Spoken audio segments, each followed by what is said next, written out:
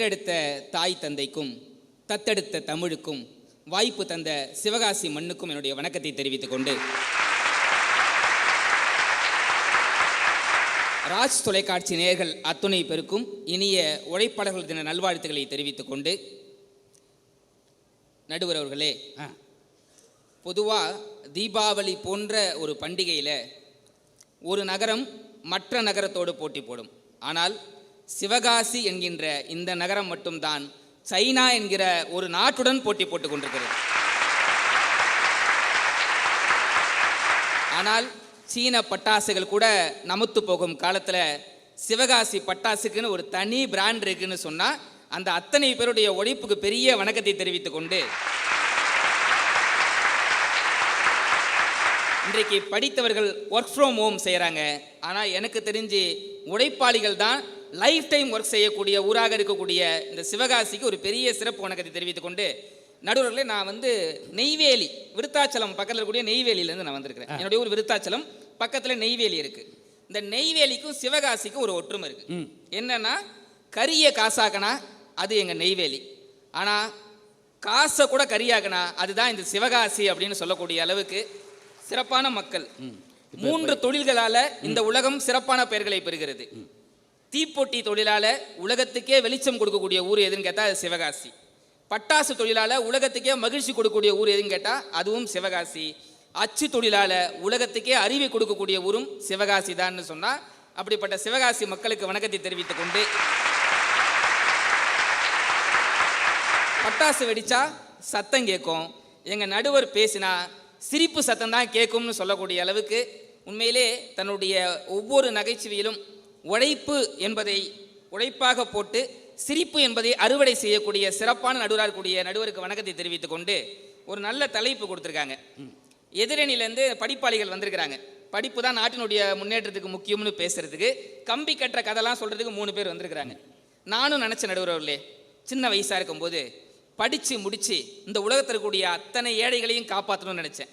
ஆனால் படித்ததுக்கு அப்புறம் தான் தெரிஞ்சுது அந்த ஏழையே நான் தான் அப்படின்றது. அன்றைக்கெல்லாம் பார்த்தீங்கன்னா பிச்சை எடுத்து படித்தாங்க, இன்றைக்கெல்லாம் படிச்சுட்டு பிச்சை எடுத்துக்கிட்டு இருக்கிறோம். அவ்வளோதான். இதில் படிப்பாளிகள் எங்கே உலகத்தை காப்பாற்றுறது? நீங்கள் நல்லா யோசிச்சு பார்த்தீங்கன்னா, படித்தவங்களே நம்ம ஒவ்வொருத்தரையும் ஒவ்வொரு மாதிரி பார்க்குறோம். ஐடிஐ படித்தா அவரை ஒரு மாதிரி பார்க்குறோம், ஐடியில் படித்தா அவரை ஒரு மாதிரி பார்க்குறோம், ஐஐடியில் படித்தா அவரை ஒரு மாதிரி பார்க்குறோம். அப்படின்ற போது படிப்பில் இவ்வளோ வித்தியாசங்கள் இருக்குது. ஆனால் எங்கள் படிக்காத உழைப்பாளி இருக்கான் பார்த்தீங்களா, படித்தவன் பள்ளிக்கூடத்தில் பாடம் நடத்துகிறான், படிக்காதவன் அந்த பள்ளிக்கூடத்தையே நடத்திக்கிட்டு இருக்கானா இல்லையா? அப்படின்ற போது நடுவில் உங்களை வச்சுட்டு எதிரணியை நாக்க பிடிங்கிற மாதிரி சில கேள்விகள் கேட்குறேன். இன்னைக்கு படித்த பாதி பேருக்கு பேங்க் செலானை கொடுத்து ஃபில் பண்ணுங்கன்னு சொன்னால் ஃபில் பண்ண தெரியாது. அப்போ என்ன படிச்சிருக்கீங்க? போய் அங்கே செக்யூரிட்டி போய் கேட்டுக்கிட்டு, இது என்ன சார் டேட்டுன்னு போட்டிருக்கு, முதல்ல மாதம் போடவா தேதி போடவா, அவர் கண்ணாடியை போடவங்களி முடிஞ்சே போயிடும். பாரு, அவர் நாக்க பிடுங்குற மாதிரி கேட்டால் நீங்கள் அடுத்து மூக்க பிடுங்குற மாதிரி ஒரு பாயிண்ட் வைக்கணும். லாஸ்ட்டாக உட்காந்துருக்காரு நம்ம லட்சுமி நாராயணன். ஆமாம், அவர் எம்எஸ்சி மேக்ஸ் படிச்சிருக்கிறார். அடே, ஆனால் உண்மையிலே சாமி சத்தியமாக சொல்கிறேன், பஸ்ஸில் போனால் கண்டக்டர் மீதி எவ்வளோ சில்லறை வாங்கணும்னு அவருக்கு ஒரு குழப்பம் இருக்குது. கரெக்டாக வாங்கிட்டோமா இல்லையா, இன்னும் எவ்வளோ பேலன்ஸ் கொடுக்கணும்னு ஒரு யோசிக்கிற அளவுக்கு தான் எம்எஸ்சி மேக்ஸ் படிச்சிருக்கிறார். அடுத்திருக்காரு அரக்கோணம் லோகேஷ், அவர் ஐடியில் ஒர்க் பண்ணுறாரு. ஆனால் இன்ன வரைக்கும் கேட்டால் மேற்கு எது தெற்கு எது கிழக்கு எதுன்னு தெரியாது. இன்றைக்கி நாட்டில் 2 லட்சம் இன்ஜினியர் வெளில வராங்க. ஆனால் யோசிச்சு பாருங்கள், ஹெலிகாப்டர் வாங்குறதுக்கு நம்ம இன்னும் இட்டாலிக்கு தான் போயிட்டு இருக்கோம்னு சொன்னால் இவங்க படிப்பு என்ன சொல்லி கொடுத்துருக்குது? இந்த 12வது படிக்கிறவங்க பார்த்தீங்களா, இந்த ஸ்டேட் ஃபர்ஸ்ட் வருவாங்க, வந்த உடனே சொல்லுவாங்க, ஏன் ஹெலிகாப்டர் வாங்குறதுக்கு இத்தாலி வரைக்கும் போகிறீங்க? எங்கள் மதுரை சித்திரத்திலால ஹெலிகாப்டர் பிளேனு எல்லாமே விற்கிறோமே.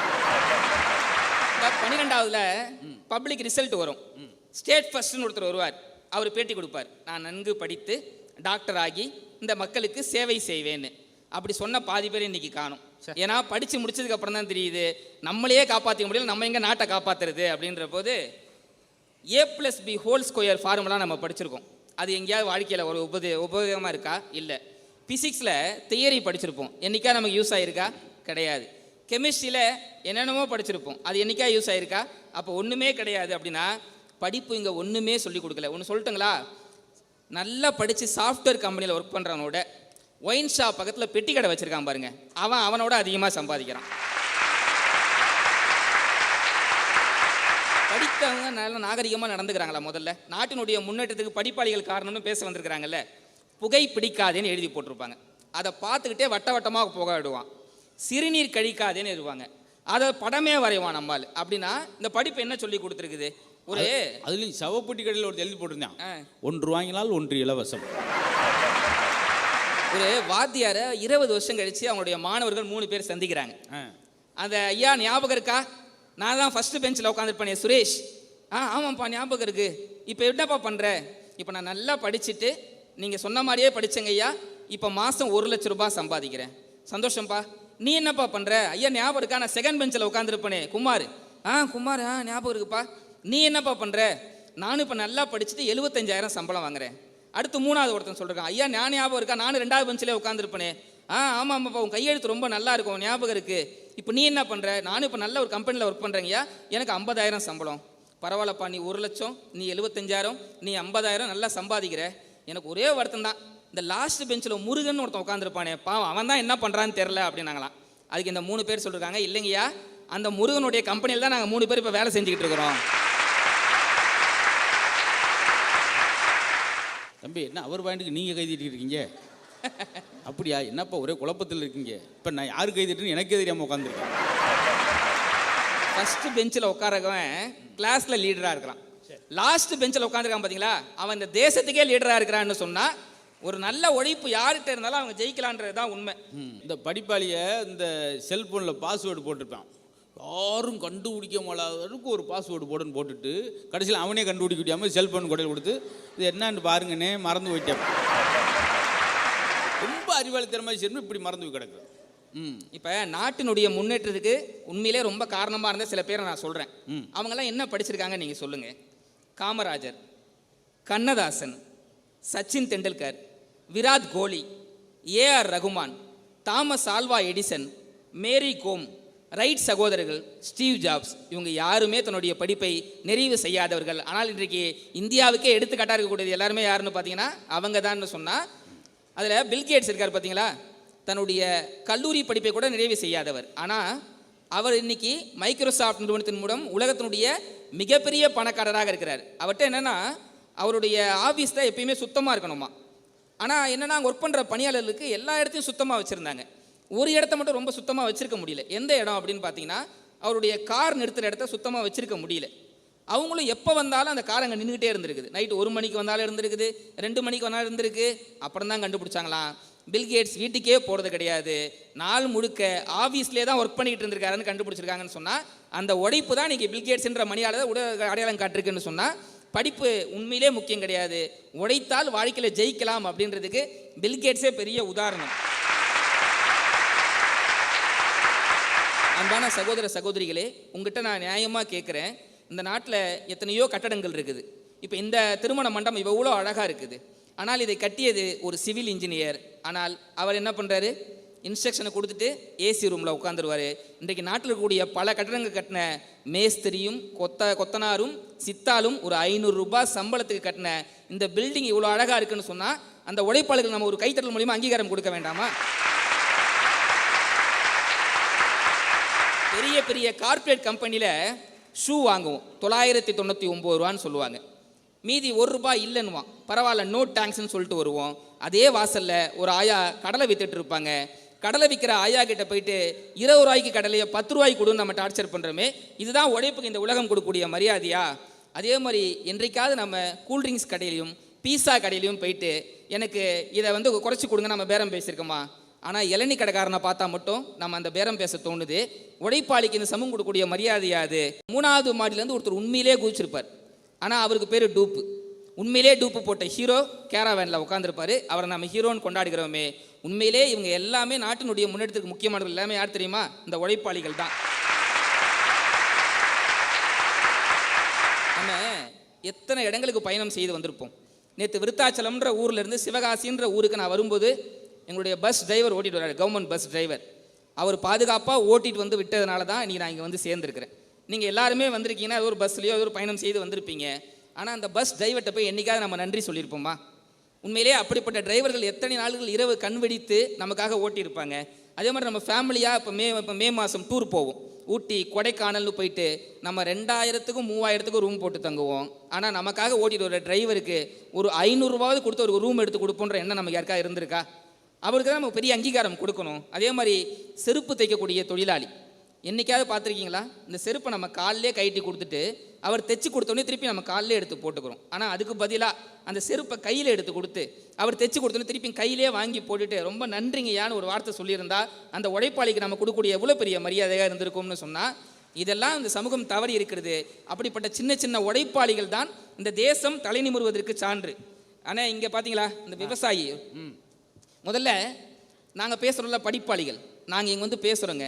ஆனால் இந்த நிகழ்ச்சிக்காக இப்படிப்பட்ட பிரம்மாண்டமான மேடையை ரெடி பண்ண ஒரு உழைப்பாளி 2 நாட்கள் 3 நாட்கள் கடமைப்பட்டிருப்பாங்கல்ல, அவங்களுக்கெல்லாம் ஒரு பெரிய கைத்தட்டல் நம்ம கொடுக்கணும். ஏன்னா இன்றைக்கி நாங்கள் வந்து ஒரு 5 நிமிஷம் பேசிட்டு போயிடுறோம். ஆனால் இப்படிப்பட்ட பிரம்மாண்டமான மேடை உருவாகிறதுக்கு எத்தனை பேருடைய உழைப்பு இங்கே இருந்திருக்கிறது. இங்கே பாருங்கள், ஒரு விவசாயி சேற்றில் நாற்று நட்டுட்டு இருக்கிறார். ஆனால் இந்த விவசாயியுடைய மகள் தான் அவங்க. அப்போ எத்தனையோ பட்டம் வாங்கக்கூடிய பட்டதாரிக்கு பின்னாது படிக்காத இது போன்ற உழைப்பாளிகள் இருக்கிறாங்க அப்படின்றது தான் ராஜ் தொலைக்காட்சி இந்த மேடை மூலமாக நமக்கு காட்டியிருக்கிறார்கள். ஆனால் முகச்சாடை ஒத்து வரலையாப்பா. பியூட்டி பார்லர் போயிட்டு அப்படி ஆயிருக்கிறாங்க. பார்த்தீங்களா, அவர் உழைப்பை எப்படி சுரண்டி இருக்கா. அவர் ஒரு படிப்பாளி. அவர் பாபு நாற்று நட்டுக்கிட்டு இருக்காரு, இந்த அம்மா பியூட்டி பார்லர் போயிருக்கு. இவர் கஷ்டப்பட்டு 20 ஏக்கர் நிலத்தை விற்று பொண்ணை படிக்க வைப்பார். பொண்ணு படித்து நல்லா சம்பாதிச்சு 5 ஏக்கர் வாங்குறதுக்கு பேர் தான் படிப்பு.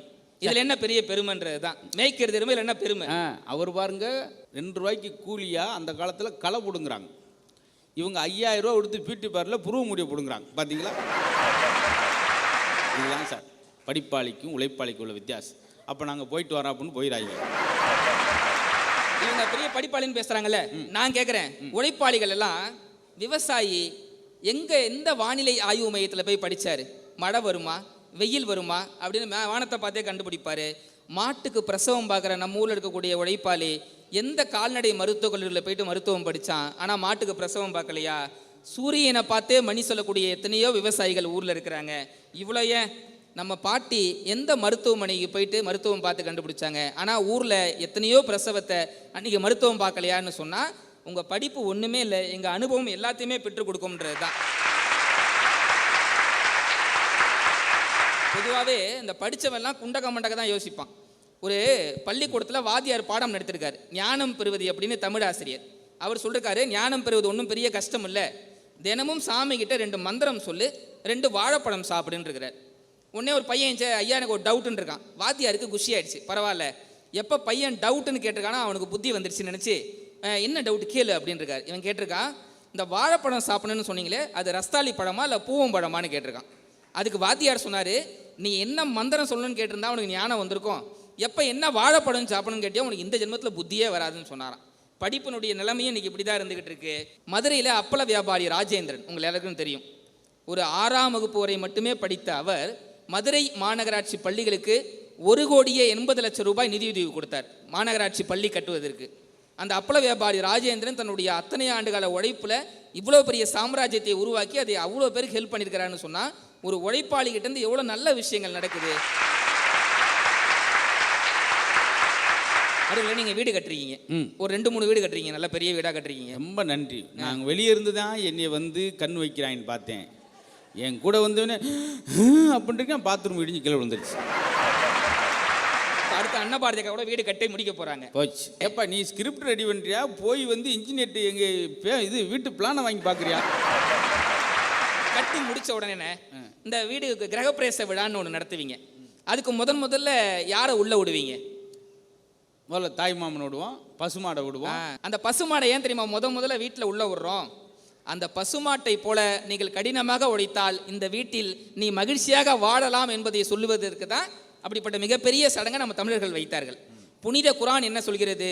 நெற்றி வியர்வை நிலத்தில் சிந்துவதற்குள் உழைத்தவனுக்கு உழைப்புக்கான கூலியை கொடுத்து விடு என்று சொல்கிறதுன்னு சொன்னால், இந்த நாட்டில் உண்மையிலே இவ்வளோ பெரிய முன்னேற்றம் வருகிறதுன்னு சொன்னால், இன்றைக்கி எத்தனையோ மேம்பாலங்களை கட்டிய நம்முடைய சின்ன சின்ன உழைப்பாளிகளுடைய வெற்றி தான் இன்றைக்கு இந்தியா ஒரு பிரம்மாண்டமான ஊராக நாடாக இருப்பதற்கு காரணம் என்று தெரிவித்துக் கொண்டு நிறைவாக இப்படி வச்சு பேச்சு நிறைவு செய்கிறேன்.